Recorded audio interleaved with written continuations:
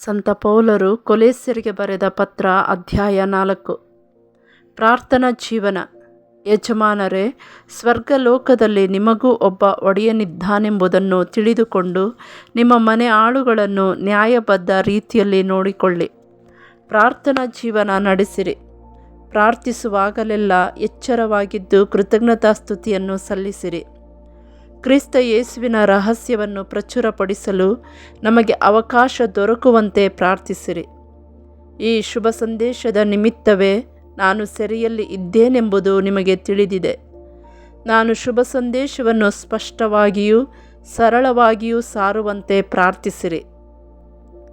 ನೆರೆಯವರ ವಿಷಯದಲ್ಲಿ ಜಾಣತನದಿಂದ ವರ್ತಿಸಿರಿ. ನಿಮಗಿರುವ ಸಮಯ ಸಂದರ್ಭವನ್ನು ಸದುಪಯೋಗಪಡಿಸಿಕೊಳ್ಳಿರಿ. ನಿಮ್ಮ ಸಂಭಾಷಣೆ ಯಾವಾಗಲೂ ಹಿತಕರವಾಗಿದ್ದು ಇತರರನ್ನು ಆಕರ್ಷಿಸುವಂತಿರಲಿ. ನೀವು ಯಾರಿಗೆ ಹೇಗೆ ಉತ್ತರಿಸಬೇಕು ಎಂಬುದನ್ನು ಕಲಿತುಕೊಳ್ಳಿರಿ. ಸೆರೆಯಿಂದ ಶುಭಾಶಯ. ನಮ್ಮ ಪ್ರಿಯ ಸಹೋದರ ತುಕಿಕನು ನನ್ನ ವಿಷಯದಲ್ಲಿ ನಿಮಗೆ ಎಲ್ಲ ವರ್ತಮಾನವನ್ನು ಕೊಡುವನು. ಆತನು ಪ್ರಾಮಾಣಿಕ ಸೇವಕನೂ ಪ್ರಭುವಿನ ಸೇವೆಯಲ್ಲಿ ನನ್ನ ಸಂಗಡಿಗನೂ ಆಗಿದ್ದಾನೆ. ನನ್ನ ವಿಷಯದಲ್ಲಿ ನಿಮಗೆ ಎಲ್ಲವನ್ನೂ ತಿಳಿಸಿ ನಿಮ್ಮನ್ನು ಹುರಿದುಂಬಿಸಿ ಪ್ರೋತ್ಸಾಹಿಸುವುದಕ್ಕಾಗಿ ಆತನನ್ನು ನಿಮ್ಮ ಬಳಿಗೆ ಕಳುಹಿಸಿದ್ದೇನೆ. ಆತನ ಜೊತೆಯಲ್ಲಿ ನಂಬಿಗಸ್ತನಾದ ಪ್ರಿಯ ಸಹೋದರ ಒನೇಸಿಮನನ್ನು ಕಳುಹಿಸುತ್ತಿದ್ದೇನೆ. ಇವನು ನಿಮ್ಮ ಊರಿನ ಸಭೆಗೆ ಸೇರಿದವನು. ಇಲ್ಲಿ ನಡೆಯುವುದನ್ನೆಲ್ಲ ಇವರು ನಿಮಗೆ ತಿಳಿಸುವರು. ನನ್ನೊಡನೆ ಸೆರೆಯಾಳಾಗಿರುವ ಅರಿಸ್ತಾರ್ಕನು, ಬಾರ್ನಬನಿಗೆ ಹತ್ತಿರದ ನೆಂಟನಾದ ಮಾರ್ಕನು ನಿಮಗೆ ಶುಭಾಶಯಗಳನ್ನು ಕಳುಹಿಸಿದ್ದಾರೆ. ಮಾರ್ಕನು ನಿಮ್ಮ ಬಳಿಗೆ ಬಂದಾಗ ಅವನನ್ನು ಸ್ವಾಗತಿಸಿರಿ. ಅವನ ವಿಷಯದಲ್ಲಿ ನಿಮಗೆ ಸಲಹೆಗಳನ್ನು ಕೊಡಲಾಗಿದೆ. ಯುಸ್ತನೆನಿಸಿಕೊಳ್ಳುವ ಯೇಸು ಕೂಡ ನಿಮಗೆ ವಂದನೆಗಳನ್ನು ತಿಳಿಸಿದ್ದಾನೆ. ಕ್ರೈಸ್ತರಾದ ಯಹೂದ್ಯರಲ್ಲಿ ಇವರೇ ನನ್ನೊಡನೆ ದೇವರ ಸಾಮ್ರಾಜ್ಯದ ಏಳಿಗೆಗಾಗಿ ದುಡಿಯುತ್ತಿರುವವರು.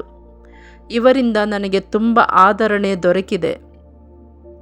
ಕ್ರಿಸ್ತ ಯೇಸುವಿನ ಸೇವಕನು ನಿಮ್ಮ ಸಭೆಗೆ ಸೇರಿದವನು ಆದ ಎಪಫ್ರನಿಂದಲೂ ನಿಮಗೆ ವಂದನೆಗಳು.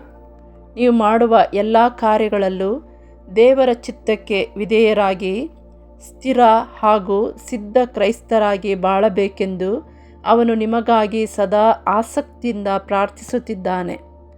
ನಿಮಗಾಗಿಯೂ ಲವೋದಿಕೀಯ ಹಾಗೂ ಹಿರಿಯಪೋಲಿಯದ ಜನರಿಗಾಗಿಯೂ ಆತನು ಶ್ರಮವಹಿಸಿ ದುಡಿಯುತ್ತಿದ್ದಾನೆಂಬುದಕ್ಕೆ ನಾನೇ ಸಾಕ್ಷಿ. ನಮ್ಮ ಪ್ರಿಯ ವೈದ್ಯನಾದ ಲೂಕನು ದೇಮಾಸನು ನಿಮಗೆ ವಂದನೆಗಳನ್ನು ತಿಳಿಸಿದ್ದಾರೆ. ಲವೋದಿಕೀಯದಲ್ಲಿರುವ ನಮ್ಮ ಸಹೋದರರು ನಿಂಫಳು ಮತ್ತು ಆಕೆಯ ಮನೆಯಲ್ಲಿ ಸೇರುವ ಸಭೆಯವರು ಇವರೆಲ್ಲರಿಗೂ ನಮ್ಮ ಅಭಿನಂದನೆಗಳು. ಈ ಪತ್ರವನ್ನು ನೀವು ಓದಿದ ಬಳಿಕ ಲವೋದಿಕೀಯದ ಸಭೆಯವರಿಗೆ ಓದಿ ಹೇಳುವ ವ್ಯವಸ್ಥೆ ಮಾಡಿರಿ. ಅಂತೆಯೇ ಲವೋದಿಕೀಯದಿಂದ ಕಳಿಸಲಾಗುವ ಪತ್ರವನ್ನು ತರಿಸಿಕೊಂಡು ಓದಿರಿ. ತನಗೆ ಒಪ್ಪಿಸಿದ ಕೆಲಸವನ್ನು ಜವಾಬ್ದಾರಿಯಿಂದ ನಿರ್ವಹಿಸಬೇಕೆಂಬುದಾಗಿ ಅರ್ಕಿಪ್ಪನಿಗೆ ತಿಳಿಸಿರಿ.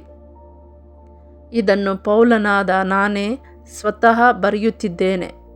ನಾನು ಸೆರೆಯಲ್ಲಿದ್ದೇನೆ ಎಂಬುದು ನಿಮಗೆ ನೆನಪಿರಲಿ. ಶುಭಾಶಯಗಳು. ದೈವಾನುಗ್ರಹ ನಿಮ್ಮಲ್ಲಿರಲಿ.